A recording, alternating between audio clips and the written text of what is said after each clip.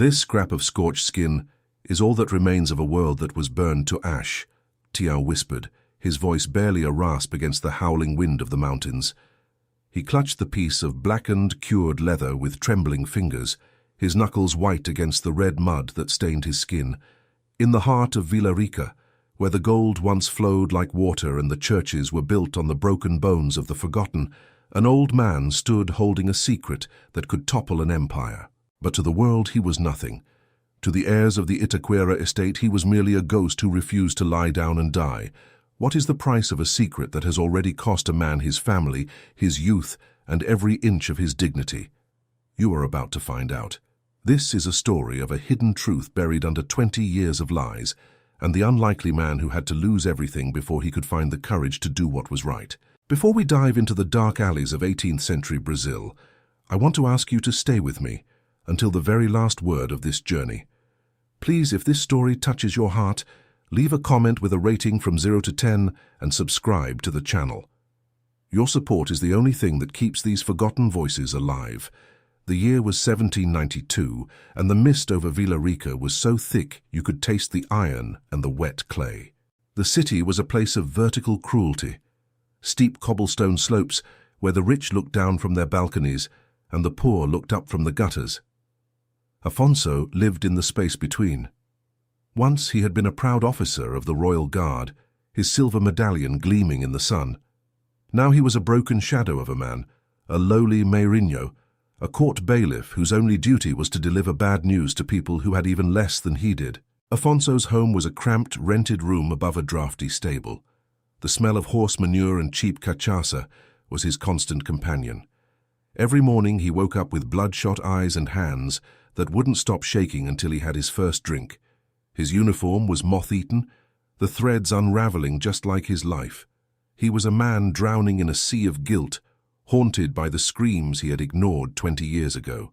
Back then, he was the guard at the gates of the Itaquera estate on the night of the Great Fire. He had seen the flames licking the sky. He had heard the desperate cries of the enslaved people trapped inside the warehouse, and he had done nothing. A heavy pouch of gold coins from the old baron had bought his silence, but it had also sold his soul. Since that night, Afonso had been waiting for the world to end, convinced that he was already damned. He carried his old silver medallion in his pocket, a heavy weight that reminded him of the honor he had discarded. He would rub it until his thumb was sore, a silent prayer to a god he felt had abandoned him. But fate has a strange way of bringing the past back to the surface.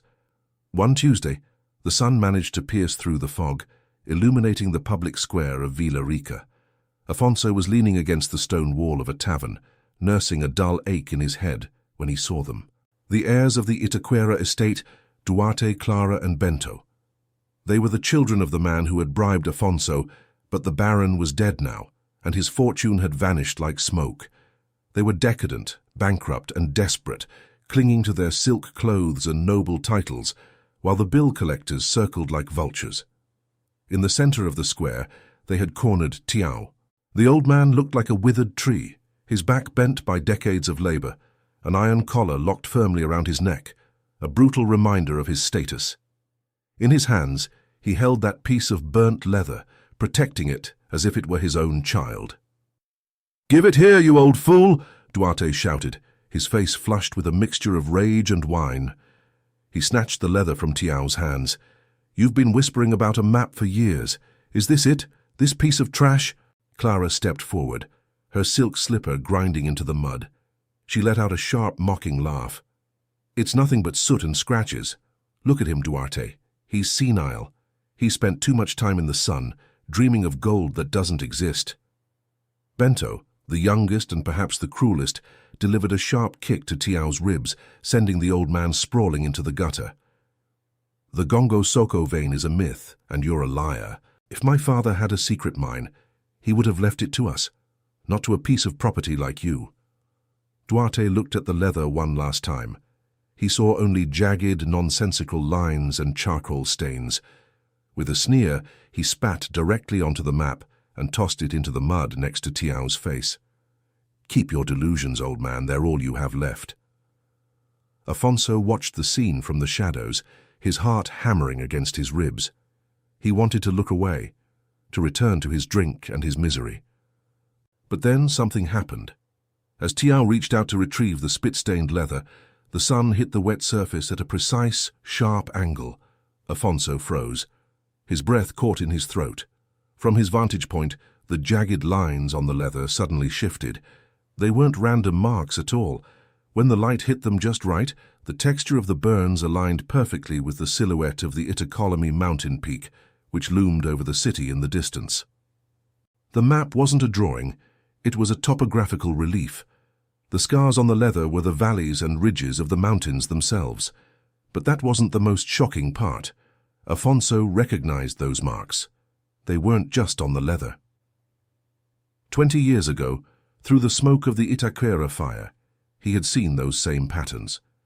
The heirs walked away, laughing about their father's madness, leaving Tiao shivering in the dirt. Afonso hesitated for only a second before he stepped out of the shadows. His boots crunched on the gravel as he approached the old man.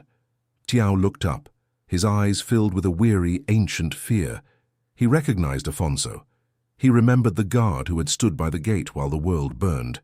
"Have you come to take what's left, officer?" Tiao hissed, his voice trembling. Afonso didn't answer. He reached down, his hands surprisingly steady, and helped the old man to his feet. He picked up the burnt leather, wiped the spit away with his own sleeve, and handed it back. "This isn't just a map, is it, Tiao?" Afonso whispered, his voice cracking. Tiao stared at him, his gaze searching Afonso's broken face. "It is a curse," the old man replied, "and it is a debt that has never been paid." But this was only the beginning of a much deeper nightmare. Afonso knew he couldn't leave Tiao in the square. The heirs were desperate, and desperation makes people observant. If they realized what Afonso had seen, Tiao would be dead by sunset. He led the old man through the winding back alleys, avoiding the main thoroughfares where the tax collectors and the soldiers patrolled. He took him to the only place he felt was safe, the small damp storage room behind the stable. It was filled with the scent of old hay and leather, a quiet sanctuary from the prying eyes of the nobility. Afonso lit a single tallow candle, the flame flickering in the draught. He brought a bowl of water and a crust of bread, watching as Tiao ate with slow, deliberate movements. The old man's dignity was unshakable, even in rags. There was something about him that didn't fit the life he had been forced to lead. He spoke with a precision that suggested he had seen more of the world than a simple laborer ever should. "Why are you helping me?" Tiao asked, setting the bread aside. "You were there that night. You heard us." The question hit Afonso like a physical blow. He slumped against a stack of crates, the silver medallion in his pocket feeling like a hot coal. "I've spent 20 years trying to forget that night," Afonso admitted, his eyes fixed on the floor. "I thought if I drank enough, the screams would stop. They never did." Tiao leaned forward, the light of the candle reflecting in his dark, intelligent eyes. "The Baron didn't just want to hide his gold, Afonso. He wanted to hide his treason. He was building an army, and that mine was going to pay for it. He burned the warehouse to kill the witnesses. He thought he burned everything." Afonso looked at the piece of leather sitting on the table between them. "And this? How did you get this?" Tiao let out a hollow laugh. "The Baron was a man of many secrets. He didn't trust paper. Paper can be stolen. Paper can rot. He wanted something permanent." Tiao slowly turned his back to Afonso and pulled down the tattered remains of his shirt. Afonso gasped, nearly knocking over the candle. There, etched into the skin of Tiao's back, was a network of horrific, raised scars. They weren't from a whip. They were deliberate, branded into his flesh with a hot iron. The lines, the ridges, the exact topographical marks of the mountains, they were identical to the ones on the burnt leather. "I am the map," Tiao whispered, his voice echoing in the small room. "The leather is just a copy I made for myself, so I wouldn't have to look in a mirror to remember my own shame. The Baron branded the location of the Gongo Soko mine into my skin, thinking he would keep me as his living ledger forever." Afonso felt a cold shiver run down his spine. The cruelty was more calculated than he had ever imagined. The Baron hadn't just enslaved Tiao's body. He had turned his very flesh into a tool for his greed. But there was something else, a detail Tiao hadn't mentioned yet, something that would turn this search for gold into a desperate race for survival. The heirs and they don't know, Afonso realized aloud. They think it's just a senile dream. For now, Tiao said, pulling his shirt back up. But Duarte is his father's son. He smells blood. He will come back for me. And when he realizes what I am, he won't just spit on me. He will flay the skin from my back to get what he wants. And he was right. Outside, in the corridors of power, the wheels were already turning. The heirs were bankrupt, but they still had enough influence to hire a hunter. A man who specialized in finding things that didn't want to be found. What Afonso didn't know yet was that his own past was about to catch up with him in the form of a man he once called a friend. The shadows of Villarica were closing in, and the golden secret was about to demand a price paid in blood. Stay with us, because the next chapter reveals the arrival of the most dangerous man in the province, and Afonso will be forced to make a choice that will either save his soul or finish what the fire started 20 years ago. The flickering candle cast long, dancing shadows against the stone walls of the storage room, making the scars on Tiao's back look like a mountain range coming to life. Afonso felt a wave of nausea that had nothing to do with the cheap liquor in his system. He had spent his life surrounded by the casual brutality of the colony, but this was different. This was a masterpiece of malice. The old baron hadn't just used Tiao's labor, he had turned the man's very existence into a secret vault. "He did this himself?" Afonso asked, his voice a mere whisper. He reached out, his hand trembling, but he stopped before touching the scarred skin. It felt like a sacrilege to even look at it. Tiao pulled his shirt back up, his movements stiff and painful. With a jeweler's precision, he spent weeks studying the maps of the Itacolony, drawing them on my skin with ink first, then with the iron. He told me that as long as I lived, his secret was safe, and if I died, the secret would die with me. He never expected the fire to happen. He never expected me to walk out of those flames. But the fire had happened, and Tiao had survived, carrying the coordinates of a king's ransom on his back for 20 years. Afonso sat back on a wooden crate, the weight of the revelation pressing down on him.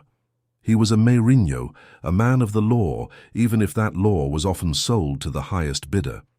He knew that if the governor found out about a hidden, untaxed gold mine, every soldier in the province would be hunting Tiao.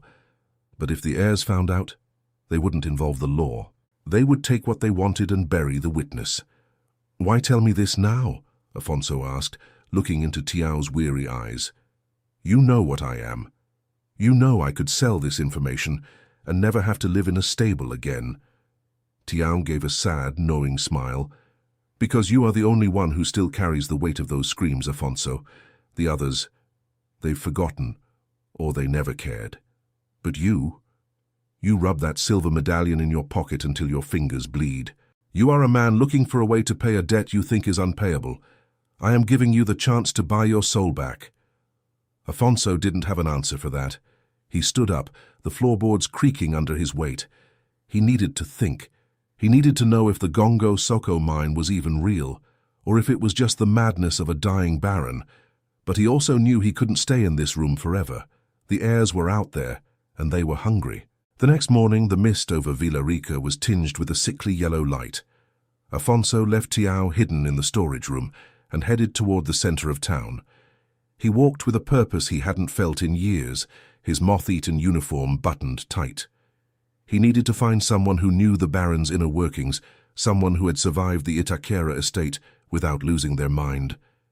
He found her in a small, crumbling shack on the edge of the slave quarters. Old Sebastiana. She had been the head cook at the estate for 30 years.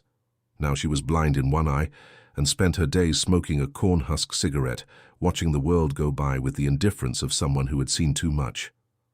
"Afonso," she wheezed, the smoke curling around her head like a ghost. "I haven't seen you since you were a young man with a shiny medallion and a straight back. What brings a ghost to my door?" Afonso sat on a low stool across from her. He didn't waste time with pleasantries. "I need to know about the Baron's last days, Sebastiana, before the fire. What was he doing in the mountains? Who was he meeting?" The old woman's expression hardened. She spat on the red earth. "He was a man possessed, Afonso. He stopped caring about the sugar, stopped caring about the coffee. He spent all his time in the library with that poor boy, Tiao. He would come back from the hills covered in mud.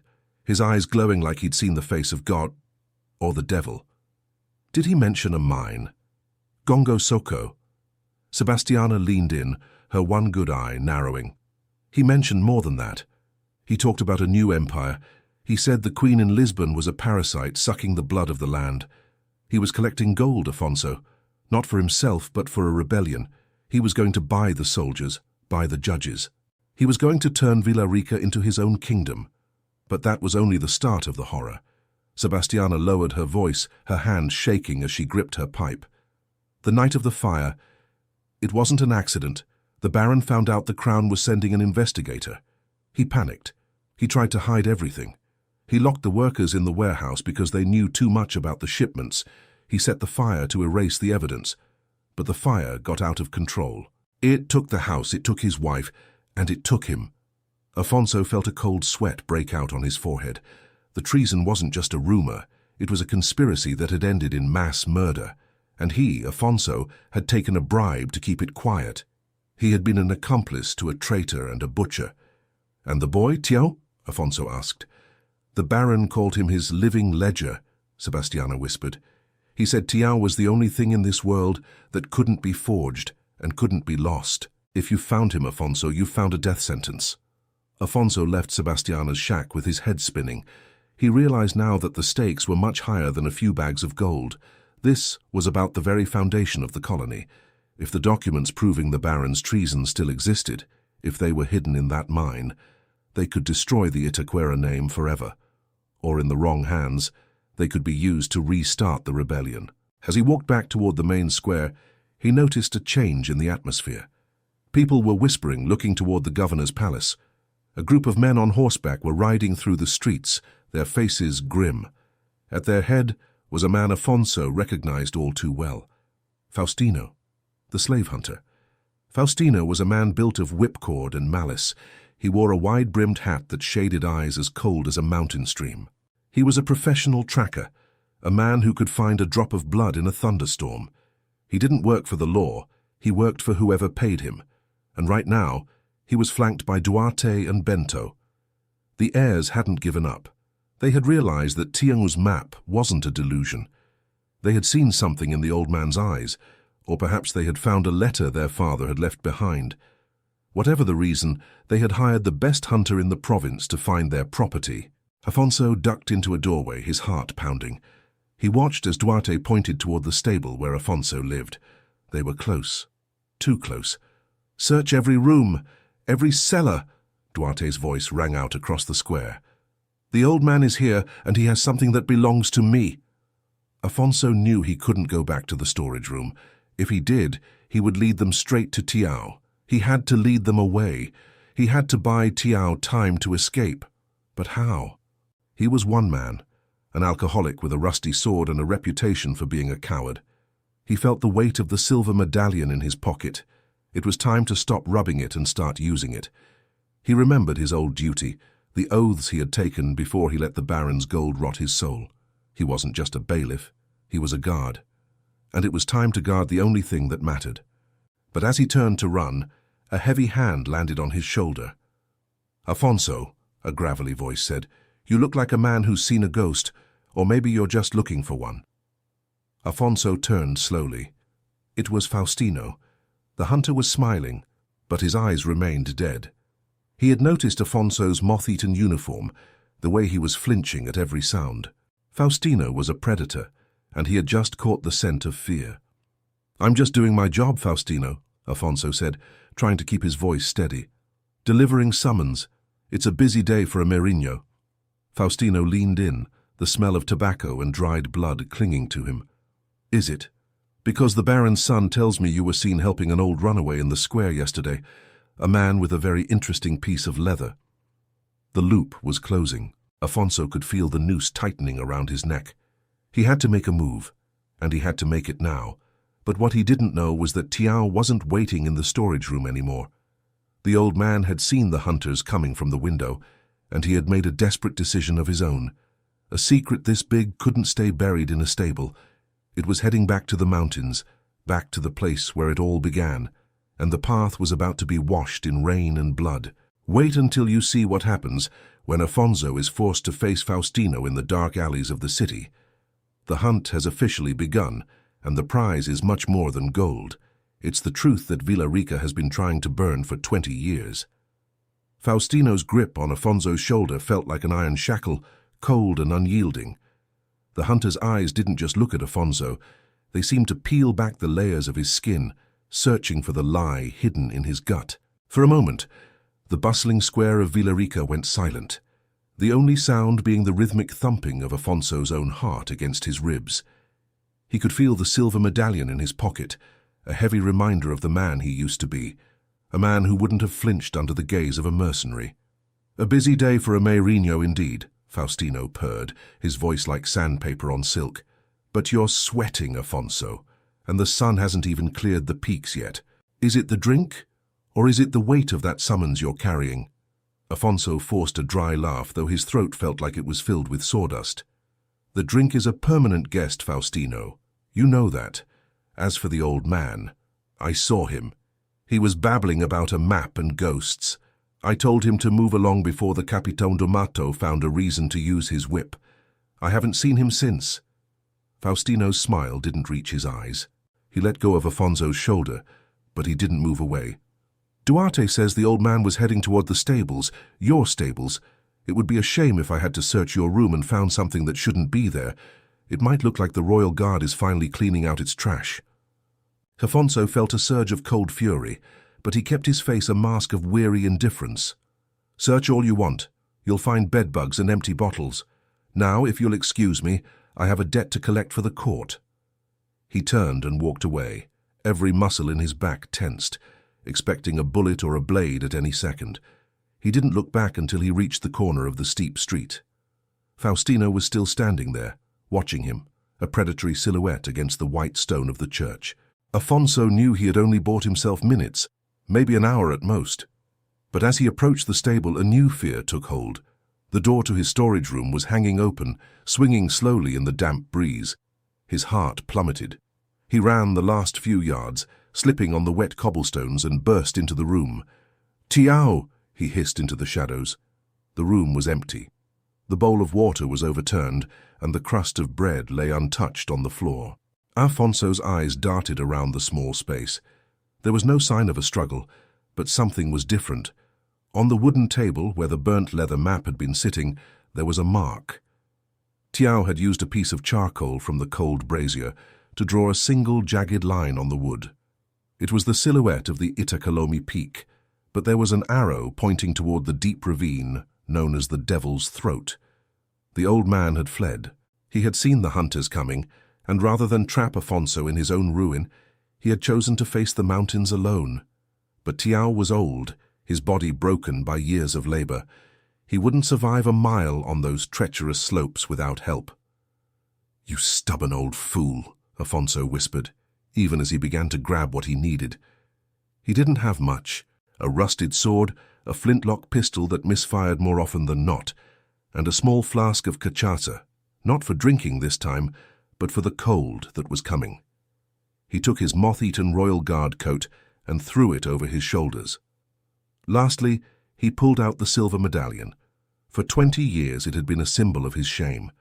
Now it felt like a compass.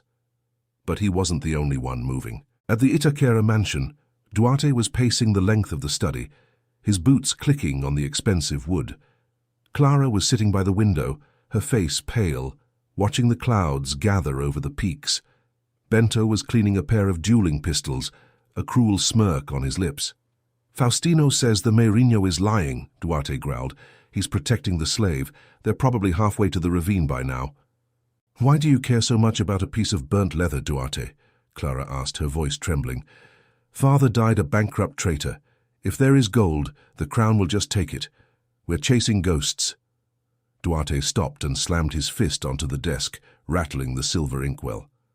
"The crown only takes what it can find, Clara. If we find the Gongo Soko mine first, we don't just find gold. We find the documents Father hid. We find the names of the men who owed him. We find the power to make this province ours again.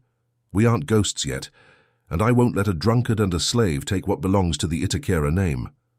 But Duarte was wrong about one thing. He thought he was the only one who understood the value of the mine. He didn't know that the Royal Guard, the very institution Afonso had once served, was starting to wake up. In the governor's palace, a courier had just arrived with a sealed letter. It was a report from a local informant about a living map and a missing officer. The crown was always hungry for gold, but it was even hungrier for traitors. The wheels of a much larger machine were beginning to turn, and they were designed to crush everything in their path.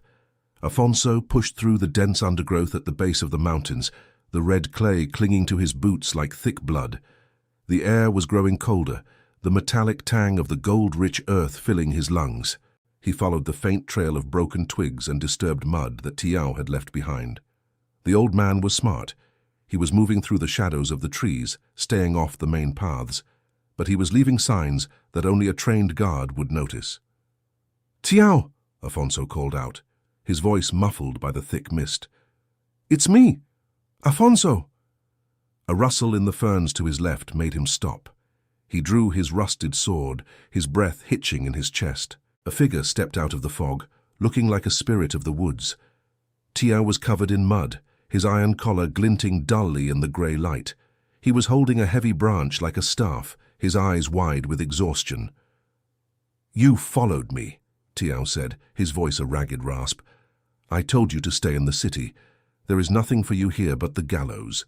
Afonso stepped forward and lowered his sword. "I've been on the gallows for 20 years, Tiao. I'm just finally tired of waiting for the floor to drop. We have to move. Faustino is right behind us, and he's brought the heirs." Tiao looked toward the towering silhouette of the Itacolomi. The mountain seemed to be watching them, a silent judge of their sins. "The mine is close. I can feel the weight of it in my bones. But it isn't a place of riches, Afonso. It's a place of shadows." "It's our only chance," Afonso replied. "If we find the documents Sebastiana talked about, we can use them to buy our lives from the governor. We can prove what the Baron did."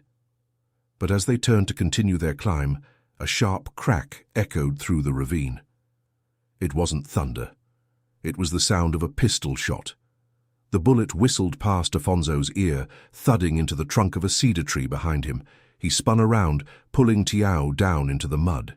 Through the shifting mist, he saw them. Faustino was leading the way, his long-barreled rifle smoking in his hands. Behind him, Duarte and Bento were struggling up the slope, their expensive clothes torn and filthy, their faces twisted with greed. "There they are!" Duarte screamed, pointing his finger like a curse. "Don't kill the slave, I need the skin on his back intact. But the Meirinho, kill him like the dog he is." Afonso felt a surge of adrenaline he hadn't felt since the night of the fire. But this time he wasn't running away. He grabbed Tiao by the arm and pulled him toward the narrow path that led deeper into the devil's throat. "Go!" Afonso shouted. "I'll slow them down." "You can't fight them all," Tiao cried out. "I'm not fighting for the gold, Tiao," Afonso yelled back, his eyes flashing with a desperate light. "I'm fighting for the man I used to be." But the hunt was only getting more dangerous. As the first drops of the summer storm began to fall, the ground turned into a slick, treacherous slide. And in the distance, another sound began to rise, the rhythmic, haunting beat of a drum from the high ridges.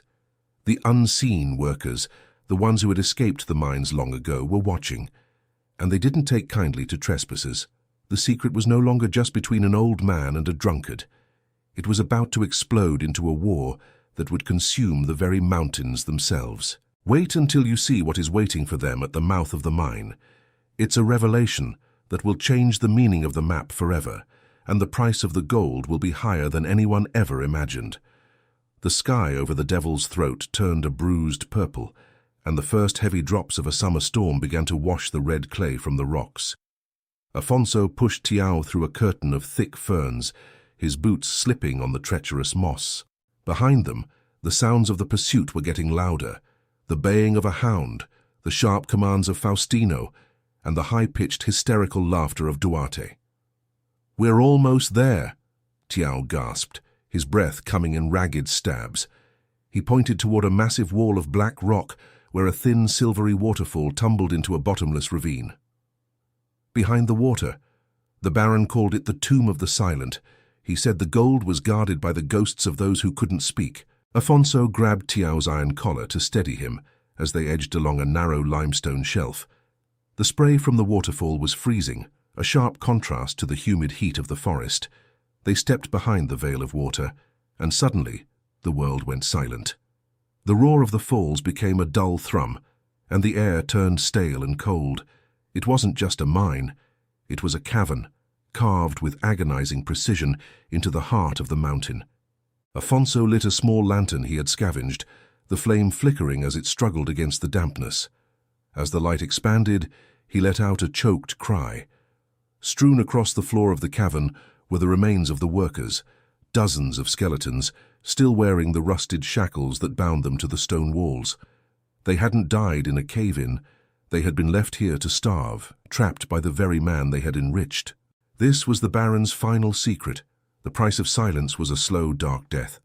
He promised them freedom, Tiao whispered, falling to his knees among the bones. He told them that once the new empire was born, they would be citizens. He lied. He lied to everyone. But Afonso wasn't looking at the skeletons. His eyes were fixed on a heavy iron-bound chest sitting on a stone pedestal at the far end of the chamber.